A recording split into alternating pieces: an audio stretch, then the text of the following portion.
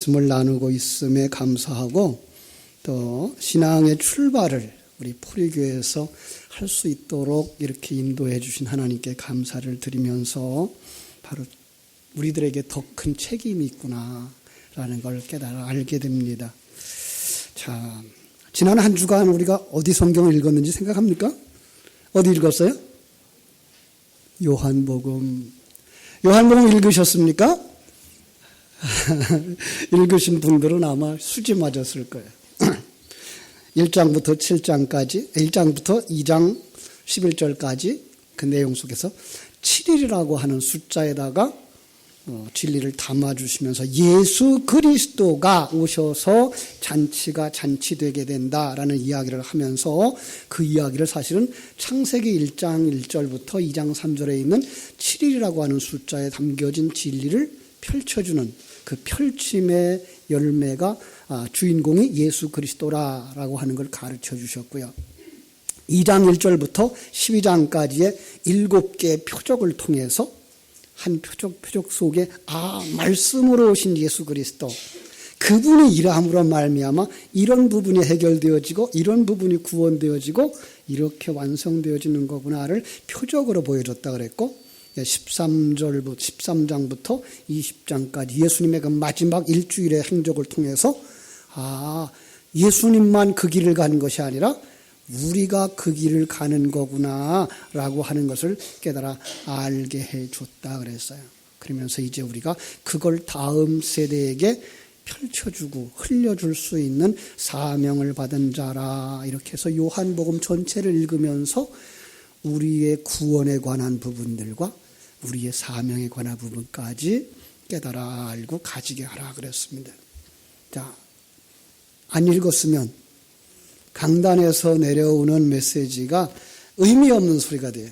그러나 말씀을 읽고 그 말씀을 되새김질했으면 이렇게 멘트를 해주는 그것들이 여러분 속에 읽었던 말씀들이 살아나는 이런 기회가 되는 거죠. 그렇습니다. 제 생각 속에는 여러분들 속에 이것이 있었으면 하고 생각하고, 이제 여러분들이 그걸 가지고 다음 세대, 여러분 자녀들에게 이걸 주는 사람들이 되어졌으면 합니다. 여러분, 우리 신앙생활이 무엇일까 잠깐 생각해 보세요. 하나님이 왜 나를 부르셨을까? 하나님이 왜 나를 포리교회 교인 되게 하셨을까? 이렇게 신앙생활하면 하나님이 기뻐하는 하늘나라를 유업으로 받을 만한 하나님의 아들이 되는 걸까? 내가 정말 예수님과 하나 되어져서 그리스도의 신부로 같이 옷을 입고 하나 되어지는 신랑 곁에 신부로 설 수 있는 걸까? 정말 성령 안에서 내가 성전으로 지어져 가는 걸까? 네. 여러분, 이것들을 한번 점검하고 재확립하고 그리고 확신하고 나아가서 그 삶의 풍성함을 누려서 다음 세대에게 이 진리를 전해주는 것이 신앙생활이라고 하는 사실 믿습니까? 한번 물어보십시다. 여러분은 하나님이 전능하다는 사실을 믿습니까? 그 하나님이 나를 사랑하고 계시다는 사실을 믿습니까? 그분이 내 모든 삶 속에 임마누엘로 함께 하고 계시는 것을 믿습니까? 그분이 여러분과 나를 이런 환경과 만남과 사건을 통해서 만들고 계시다는 사실을 믿습니까? 예, 그렇습니다. 하나님은 모든 것을 합력하여 선을 이루시는 분. 그래서 우리 믿음의 조상들이 이것을 깨달아 알았기 때문에 이런 노래를 부를 수 있었죠. 이 풍랑 인연 하여서 더 빨리 갑니다. 좋은 일만 있어서가 아니고 어려운 일도 있고 성공만 있는 것이 아니고 부닥침도 있고 실패들을 통해서 내가 하나님의 나라로 더 가까이, 하나님의 사람으로 더 완전하게 만들어져 가는 줄로 믿습니다.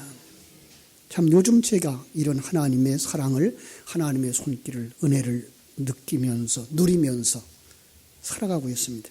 그런데 하나님의 음성은 소리로 들리질 않고 항상 그릇에 담아서 우리에게 주신다는 거예요. 그래서 자꾸만 눈이 열려요. 예, 하나님의 세계를 묵상하고 깊이 들어가면 들어갈수록 자꾸만 영의 눈이 열리는 것을 느끼게 됩니다. 요즘 새벽 예배에 오시는 분들은 아마 느낄지 모르겠는데요. 새벽에 에스라서를 우리가 묵상하고 있는데 이전에 느끼지 못했던, 이전에 생각지도 못했던 이스라엘의 모습들을, 이게 출애굽한 이스라엘 백성들이 시내산 밑에서 우상 숭배하던 그들의 모습과 바벨론에서 돌아와서 성전을 짓고 있는데 그 성전이 아닌 신전을 짓고 있는 모습으로 다가오는 거예요. 아, 이게 우리의 모습이구나. 내가 예수 믿어서 예수님을 영접해서 하나님의 자녀 되어졌다고, 하나님의 사람으로 살아가고 있다고 생각했는데 이게 내가 신전을 짓고 있고 우상 숭배하는 출애굽한 이스라엘 백성들이며 바벨론에서 돌아오고 있는 내 모습이구나. 그러면서 문득 생각나는 게 한 2주간 전 될 거예요. 주일 설교 시간에 여러분들에게 이 출애굽기에 나오는 성막을 지으신 하나님, 그 성막을 통해서 성막에 담아주신 하나님의 귀한 뜻을 풀어드리겠다라고 약속한 게 생각이 나서 오늘은 그럼 오늘부터 다음 주까지 창세기부터 시작되는, 출애굽기부터 시작되는 성막의 이야기와 요한복음에서 펼쳐지는 성막의 이야기와 요한계시록에서 펼쳐지는 성전의 이야기를 연결시켜서 성전을 통해서 우리에게 계시하시는 하나님의 말씀을 풀어드려야 되겠구나라는 생각을 가지게 됐습니다. 그죠? 자, 한번 오늘은 조금 영상을 하나 보고서 넘어갈까 그래요. 왜냐하면 영상을 보면 여러분들 기억 속에 얼른 생각날 수 있기 때문에 그래요. 한번 틀어주실래요?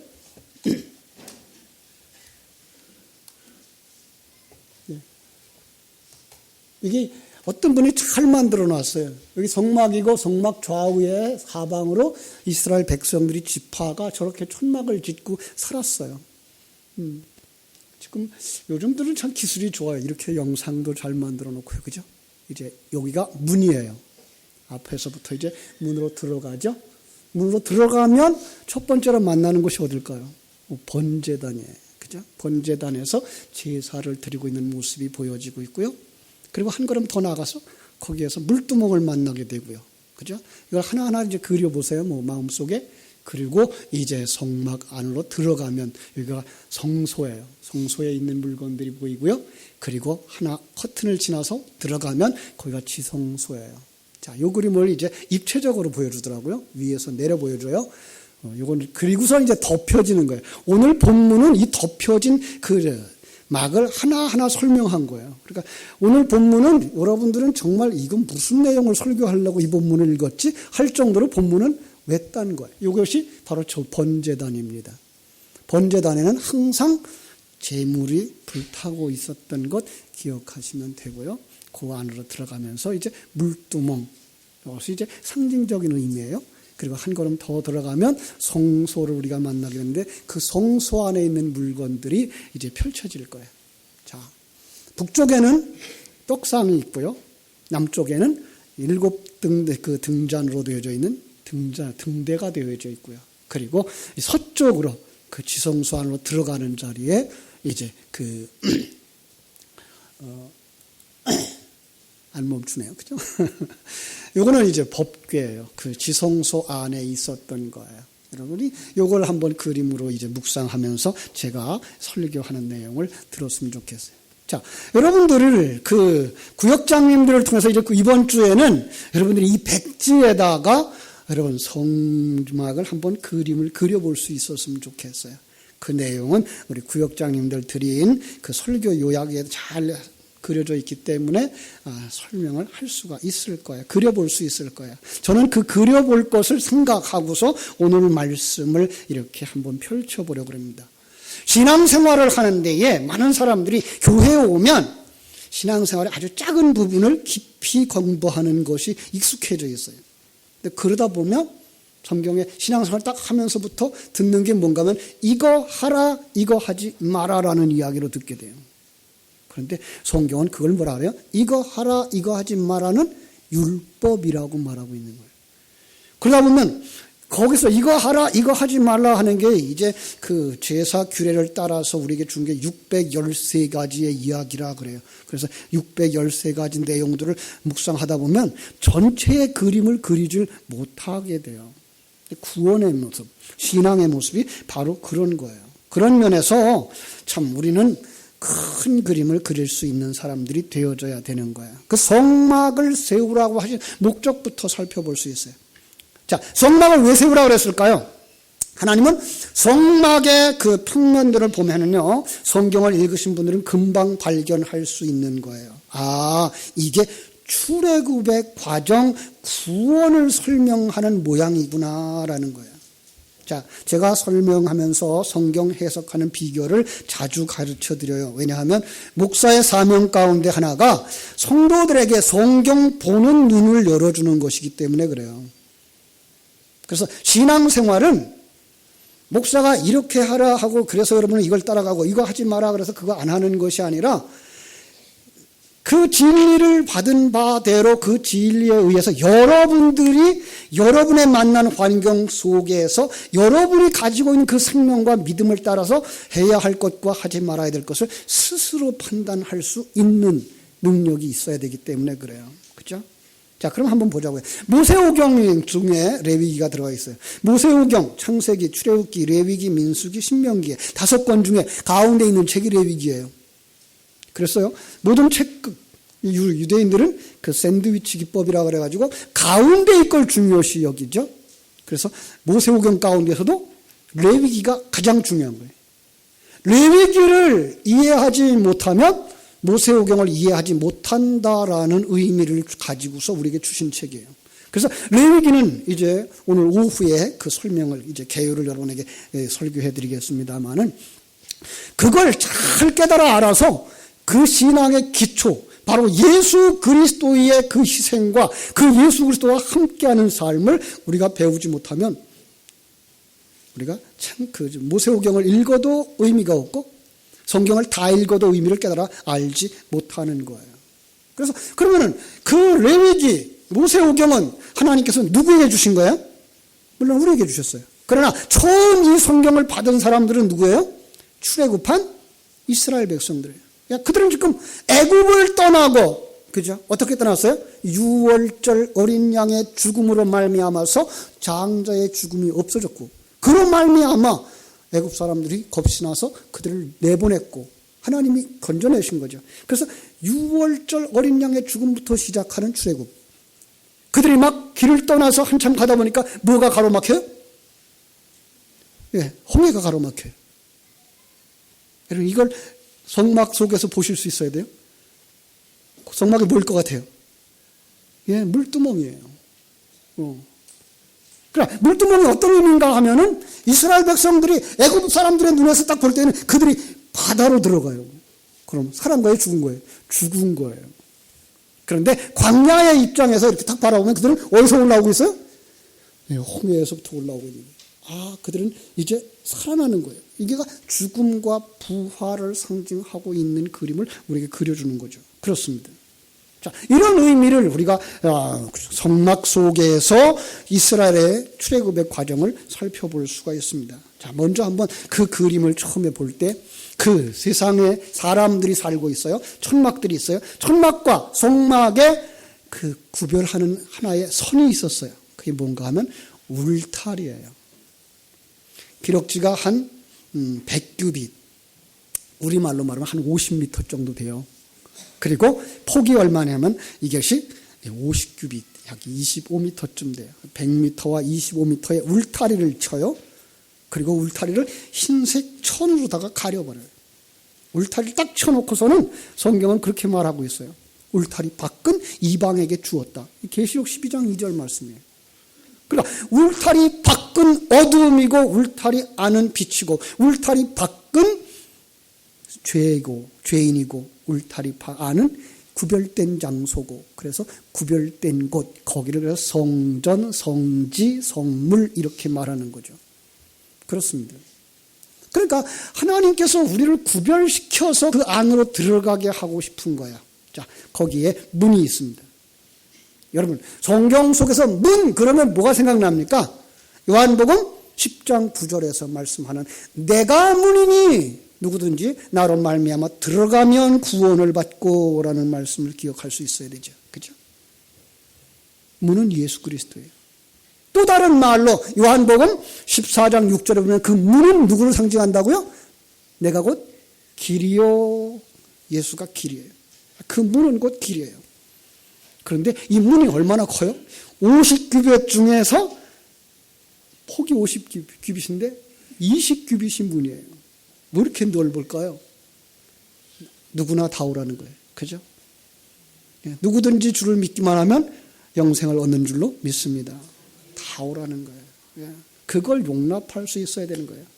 에스라서를 보면서 그들이 성전을 건축하는데 돕겠다고 나선 이들을 용납하지 못한 것은 그 성전을 자기들만을 위한 성전, 신전으로 짓기 있기 때문이라. 하나님의 뜻을 알지 못하고 자기들만의 신전을 지키고 있기 때문이다. 그거 보셔야 된다 그랬어요. 우리는 교회에 올 때 누구나 다 올 수 있어야 돼요. 누구나. 그래서 새벽에 그런 얘기까지 했죠. 심지어 술, 고래를 그리고 세상 속에 취해 있는 자든 누구라도 다 나올 수 있어야 되는 곳이다라고 말씀을 드렸어요. 자, 이제 문으로 딱 들어가자 첫 번째로 만난 게 뭐였어요? 번제단. 그죠? 번제단, 뭐가 생각나요? 제물이 생각나는 거죠. 사람들은 신을 찾으면 그 신 앞에 언제나 제물을 사용한다는 거예요. 이게 하나님이 인간들 속에 주신 본성이에요. 그래서 세상 어디를 살아도 어떤 제사 속에도 다 제물이 있어요. 그것을 그릇으로 삼아서 하나님은 타락한 인간이 하나님께로 돌아오는 그 길, 아버지께로 돌아오는 그 길에 제물이 필요하다는 걸 가르쳐줘요. 아버지의 집 그러면 생각나는 사람이 누구죠? 탕자. 그죠? 아버지의 제사를, 아버지가 주신 은사를, 아버지가 주신 기회를 다 아버지 하나님을 위하여 쓰는 것이 아니라 자기를 위해서 썼을 때 그걸 뭐 한다 그래요? 허비했다 그래요. 낭비했다 그러죠. 그런 인생이 하나님의 은혜를 받아서 문이 열려지면 인생의 목적이 무엇인지 알아지고 아버지 집으로 돌아가야 할 이유가 뭔지 아는 거예요. 그런데 그 이유가 뭔지 알고 돌아가려고 하니까 자기가 죄인인 거예요. 거룩하신 하나님 앞에 접근할 수 없는 상황이 되는 거죠. 그런데 거기에 하나님이 예비하신 통로가 있어요. 예수 그리스도예요. 내 죄값으로 말미암아 그분이 대신 죽었다고 하는 대속의 제물. 그래서 예수가 성자 하나님이 번제물이 되어지는 거예요. 출애굽에서 그 양의 죽음이 아니면 통과할 수 없는 거예요. 자, 그런데 그 번제단에 그래서 피 흘림이 있는 거예요. 항상 그 제단에는 양을 잡아서 피를 거기다 뿌려요. 피가 없으면 죄사함은 없다라고 말하고 있죠. 그렇죠? 이것도 이제 오후 시간에 피가 뭔지 조금 더 정확하게 말씀을 드릴 텐데, 그냥 우리가 생각하고 있는 그 흘리는 피가 아니라 그 그릇에 담아준 진리의 내용인 거죠. 그러나 우리는 이제 제사 속에서 볼 때는 피인 거죠. 불이 있어요. 그 불은 꺼트리면 안 돼요. 꺼지지 않는 불. 성령의 불이죠.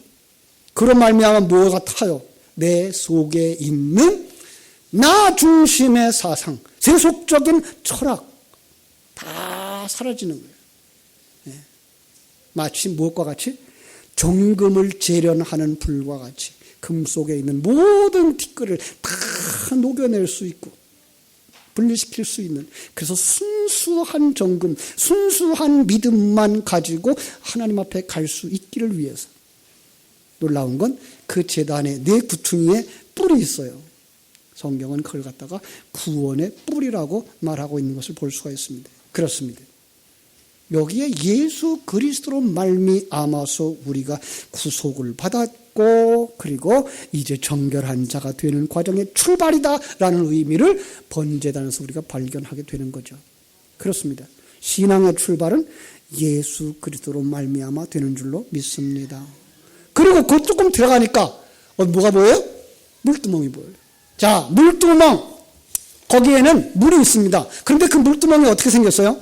동그랗게 생겼어요. 동그란 것은 시작도 안 보이고 끝도 안 보이는 겁니다. 그런데 아까 신의 그 홍해를 건널 때의 어떤 모습이었다고요? 광야에서 보면 들어가서 죽는 것이고, 아니 애굽에서 보면 들어가서 죽는 모습이고, 광야에서 보면 그들이 바다에서 살아나는 모습이라 그랬어요.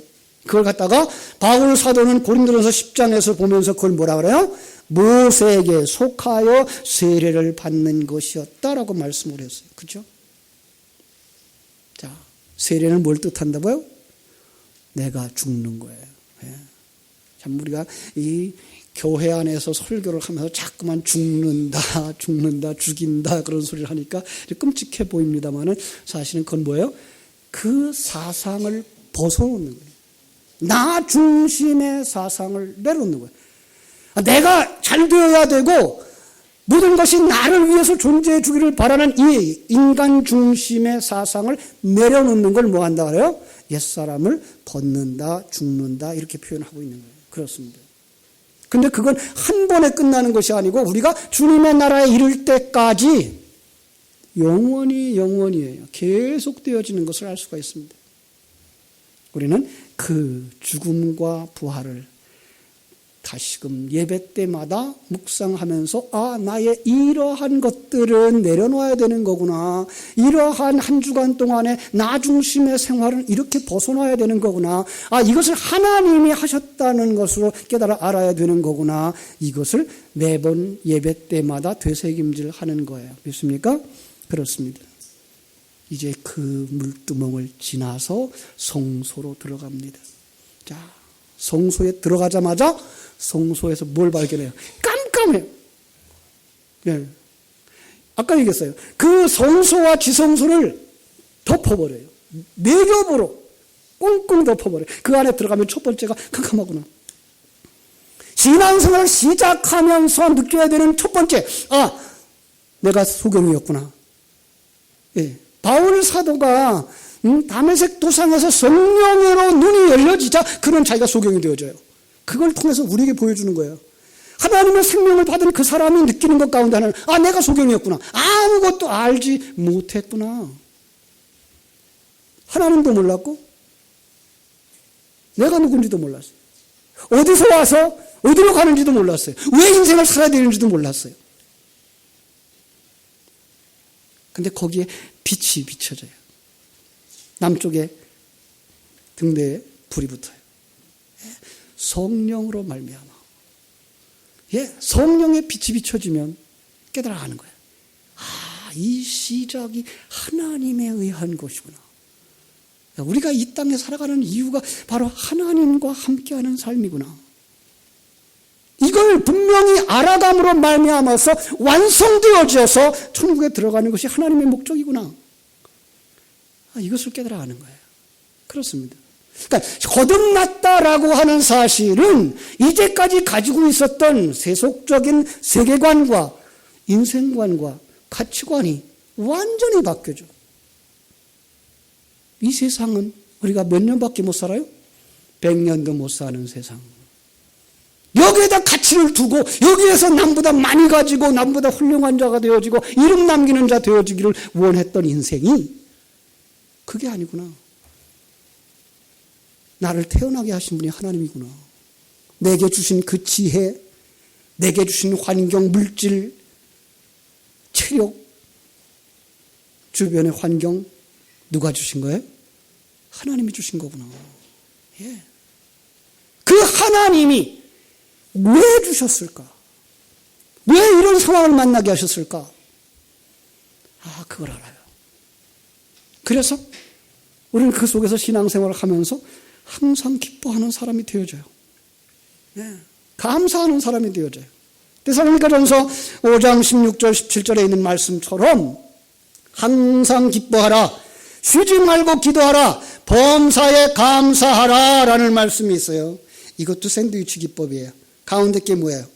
쉬지 말고 기도해라. 쉬지 말고 기도하라. 이 기도 세상에서 생각하고 있는 무엇 주세요가 아니라 진리의 되새김질이라 했어요. 그래야만 뭐 할 수 있어요? 항상 기뻐할 수 있어요. 그래야만 뭐 할 수 있어요? 뒤에 범사에 감사할 수 있어요.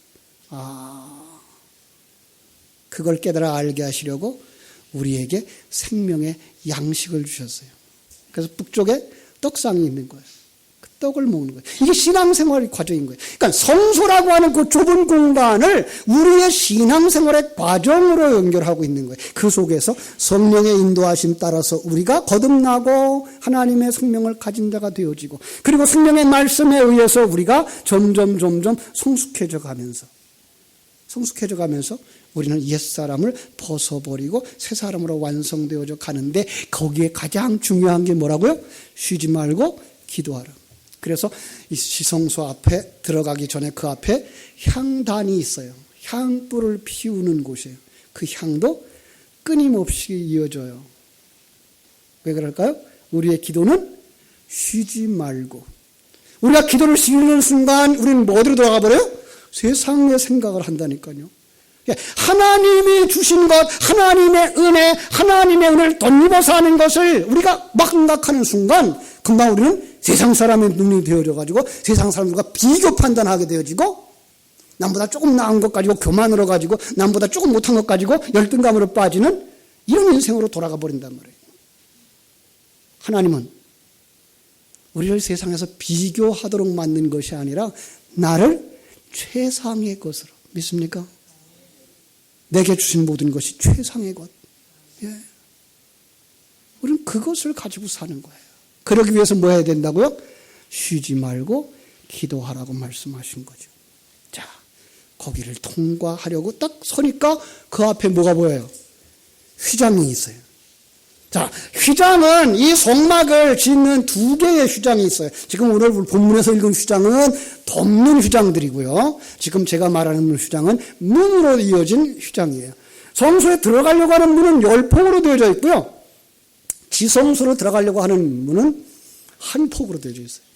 그런데 그 한 폭짜리 설명할게요. 그 한 폭짜리는 두께가 5cm 정도 되어지는, 예.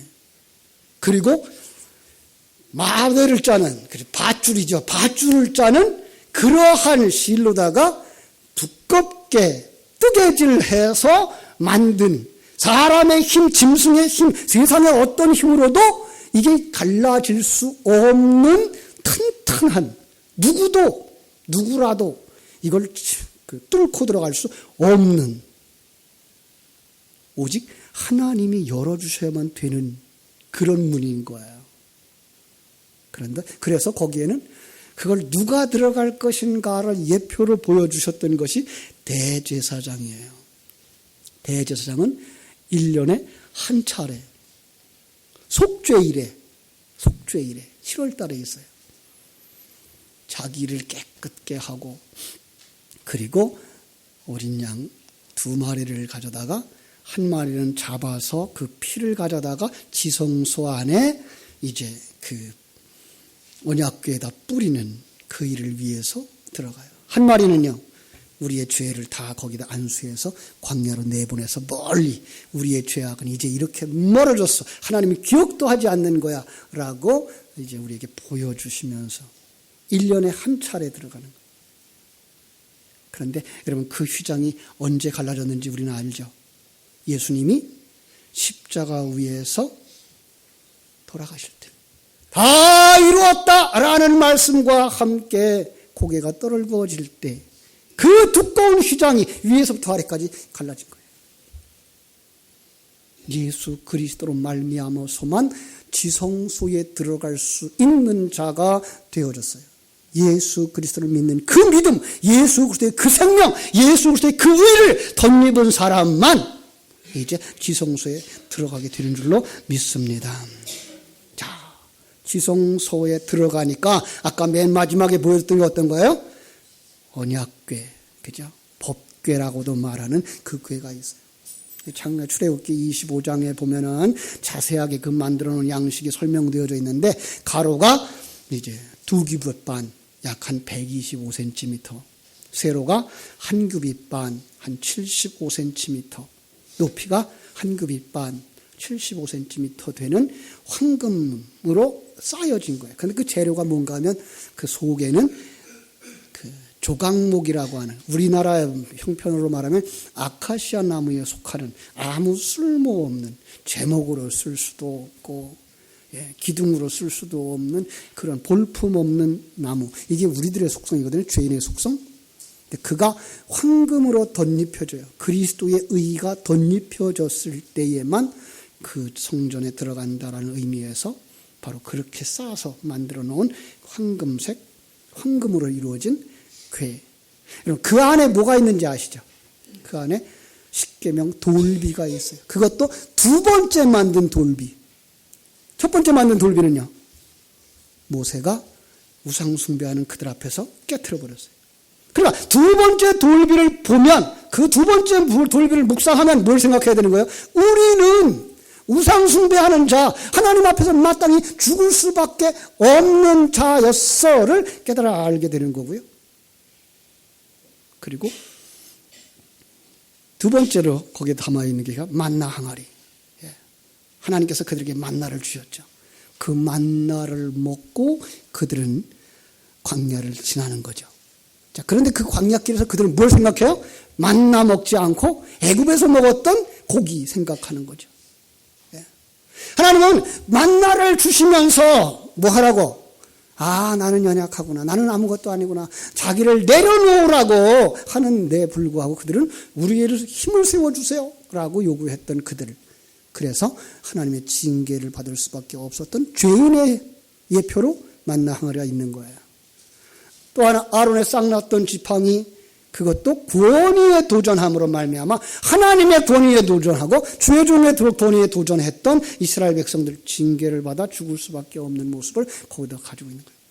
그런데 그게 어디에 들어가 있어요? 지성소. 네, 지성소는 사방이 똑같은 크기, 가로, 세로, 높이가 똑같아요. 그래서 그걸 나중에는 이제 요한계시록 21장, 22장에 가보면은 천국의 그림으로 그려주면서 바로 우리가 천국에 들어가는 그 그림을 거기다 펼쳐주고 있다 그랬어요. 그걸 이 사람들이 어떻게 여기까지 들어왔지? 라고 내려다보고 있는 게 두 사람. 그죠? 천사들이죠. 어떻게 거기까지 들어갔죠? 우리나라요. 대제사장에 의해서. 그리고 어린 양의 피에 의해서 거기까지 들어간 거예요. 아, 천국에 들어가 있는 우리는 누구를 잊어버리면 안 돼요? 어린 양 예수 그리스도. 대제사장이신 예수 그리스도를 잃어버리면 안 되는 거죠. 거기까지 오게 된 게 누구의 은혜예요? 하나님의 은혜로. 그죠? 그렇습니다. 그래서 그 위에를, 법궤 위에 천사가 이렇게 둘이 마주 보고 있는 그 자리, 대제사장이 들어가서 피를 뿌리는 그 자리의 이름을 시은소라고 말하죠. 시은소. 은혜가 시행되는 장소에. 죽을 수밖에 없었던 우리가 예수 그리스도의 죽음 앞에서 우리가 죽고 예수 그리스도의 부활 안에서 우리가 살아나는 바로 은혜의 장소, 십자가를 상징하고 있는 것을 우리가 알 수가 있습니다. 십자가. 바로 나 같은 죄인, 하나님을 대적하고 내가 왕으로 살았던 대역죄인이 하나님의 은혜로 말미암아서 예수 그리스도의 자녀가 되어지고 하나님의 백성이 되어져서 이제 하나님 앞에 영원히 거하는 삶 하나하나 과정 속에서는 벗겨져야 될 것이 아직도 있어서 이 신앙생활은 한순간에 끝나지 아니하고 신앙생활의 많은 과정들을 거쳐간다는 것 여러분들이 깊이 깨달아 알고 성막 그림을 다시 한번 그리면서 그 속에 과정을 통해서 아, 이것이 출애굽의 모습이며 이것이 우리들의 신앙생활의 목적이구나 깊이 깨달아 알므로 날마다 자기를 정결케 하고 하나님과 동행하는 복된 성도들 되시기를 주님의 이름으로 축원합니다. 기도하겠습니다. 하나님 우리 아버지 크신 은혜와 사랑을 감사합니다.